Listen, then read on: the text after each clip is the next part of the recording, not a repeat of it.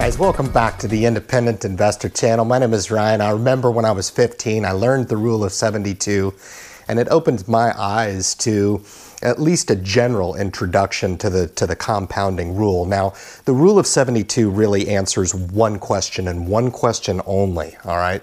It'll give you the number of years that it'll take for any amount of money to double, all right?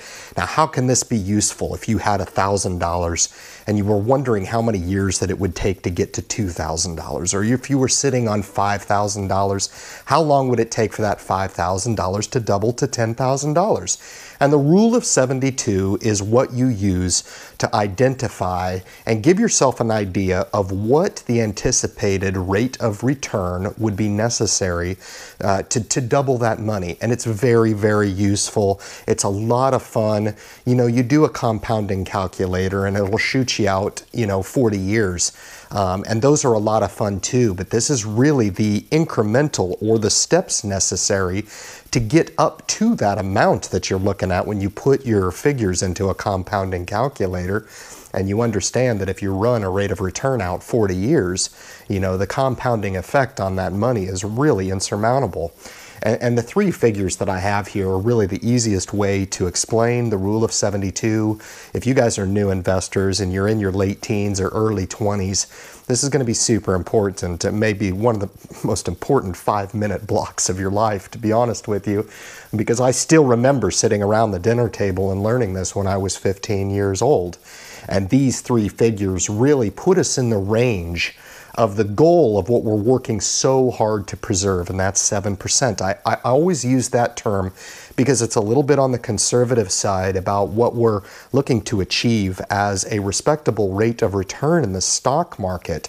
Sometimes you're going to gain a little bit more, sometimes you're going to gain less, and that's an average year-over-year return. So you could go through years like we did in 2002, 2003 with the tech bubble.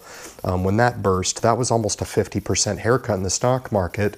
Same thing with the 2009, 2010 financial crisis, when we saw the stock market reduce back about 40%. So really catastrophic losses during certain times during the history of the stock market. That's really abnormal, but on an average, what we're looking for going forward when we look at the prospects of putting our money to work for us, we typically use a rate of return of 7%. Now, I've got anticipated rates of return on the high side and the low side, and then right smack in the middle. Some people anticipate a rate of return of 8% in the stock market.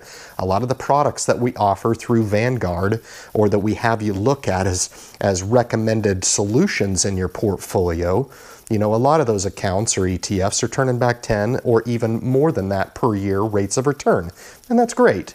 That's great. For an anticipated rate of return of what we're looking at here, it helps to use kind of a benchmark. Anything less than 6%, you're getting into fixed equities, territory, and I don't really want to get there. Anything north of 10, we're really looking at a different range of seeking alpha in the stock market. So for most people, 7 or 8% on a compounding program going forward is going to get you to your financial goals. There's no reason to deviate from that. Most of the time when you do that, you'll end up sidetracking yourself and just setting yourself back. So what we want to try to do is go through those years and understand and seek out those rates of return of around 7%.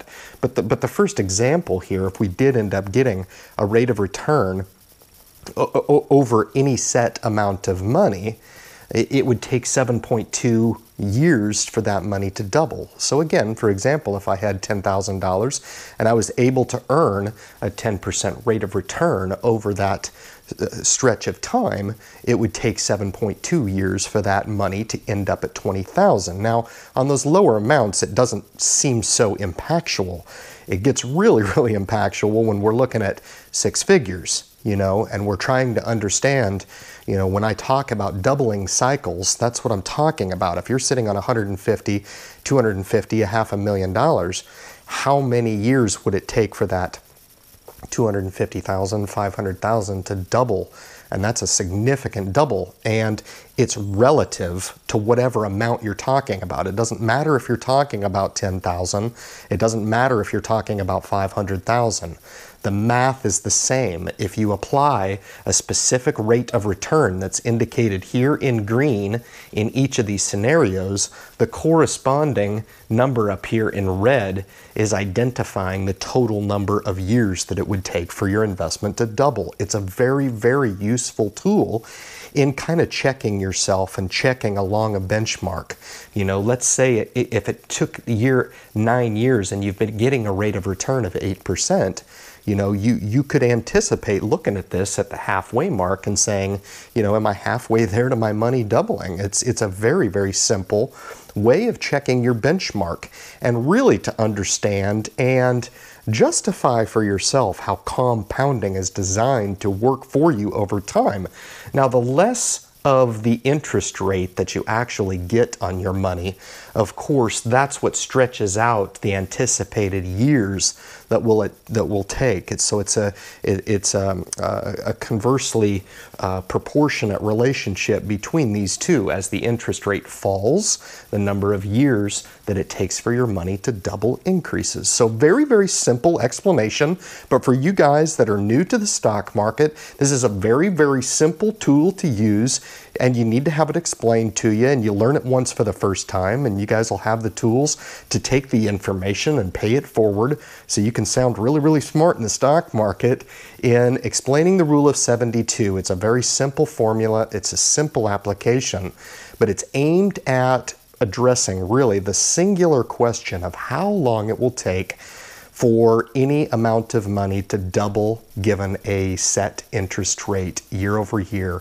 Guys, thank you so much for tuning into this video, man. Hit the subscribe button for me, hit the notification bell and the thumbs up for me if you enjoyed the message. Leave your comments at the bottom of the video. I really hope you enjoyed this explanation of the rule of 72. Again, it's just another one of those tools that you can put in your tool bag and deploy as necessary to make you sharp in your application in building your portfolios going forward. Guys, thank you so much for tuning in, and good luck in your investment future.